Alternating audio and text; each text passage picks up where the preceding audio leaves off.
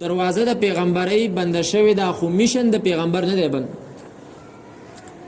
کار د پیغمبر نه دی بند، میشن او ډیوټي د پیغمبر چې دی نو هغه لا برقراره ده او هغه څه شي ده، هغه قرآن کریم دی چې په دې کتاب باندې الله تعالی خلکو له غورواله ورکوي، لکه څنګه چې الله تعالی په خپل کتاب تورات سره غورواله ورکړی او حضرت موسی علیه السلام. دویمه خبره چې دی نو هغه د الله تعالی سره د خبرو دی، نو د الله تعالی سره خبرې هغه چې دی نو ممکن دی په دې زمانه کې، خو د هغې طریقه جدا ده. طریقه د هغې څه ده؟ نبی صلی الله علیه وسلم د الله تعالی سره خبرې کړي په معراج کې، او حدیث مبارک کې نبی صلی الله علیه وسلم د عام امت دپاره فرمایي الصلاة معراج المؤمن، مونځ دا د مؤمن دپاره معراج دی.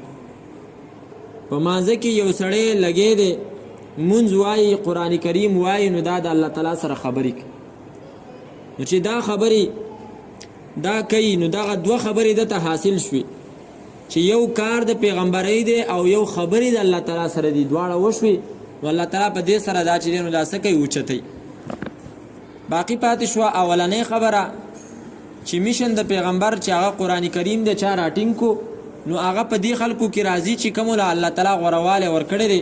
نو په دې باندې صورت فاتر صفحه نمبر 395 او آیات نمبر دی 33 په دې کې الله تعالی دغه خبره ذکر کړې ده چې دا میشن د پیغمبر چې هغه کتاب دی او قرآن کریم دی، الله تعالی فرمایي دا چې زه چاله ورکم نو هغه زما په نسبت باندې غوره.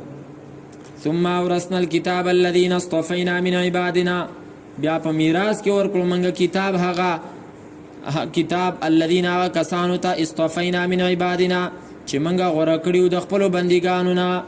نو د الله په بندګانو کې د الله کتاب راټینګونکي چې کوم دي نو د الله تعالی ته خوښ خلک دي. اگر چې دا جدا خبره ده چې بیا په دې کې ځان له درې قسمه دي چې ځنې هغه دي چې د هغو نیکۍ سوا دي، ګناهونه کم دي. د ځنو نیکۍ او ګناهونه دواړه برابر، د ځنو نیکۍ کمې دي او ګناهونه سوا دي. الله تعالی دې ته ظالم ویلی دی چې دا په ځان باندې ظلم کوي، خو بیا هم الله تعالی فرمایي چې دا زما په هغه بندګانو کې دي چې ما څه کړي دي، دا مې خوښ کړي. او د دې وجې نه حدیث مبارک کې راځي قیامت په ورځ باندې الله تعالی به علماء کرامو ته ووایي یا معاشر العلماء إني لم أضع علمي فيكم لأعذبكم اذهبوا فقد غفرت لكم على ما كان منكم. اے د علماء ډلې، ما د علم په تاسو کې د دې لپاره نه وي چې زه تاسو له سزا درکړم چې تاسو کوم ګناهونه کړي دي د هغو ګناهونو سره ما معاف کړي وي، زه اذهبوا فقد غفرت لكم.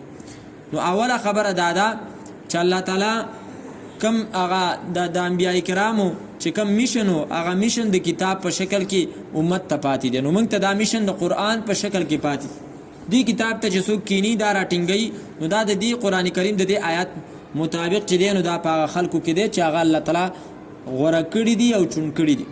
نو دې وجې نه ګوره دا ځینې خلکو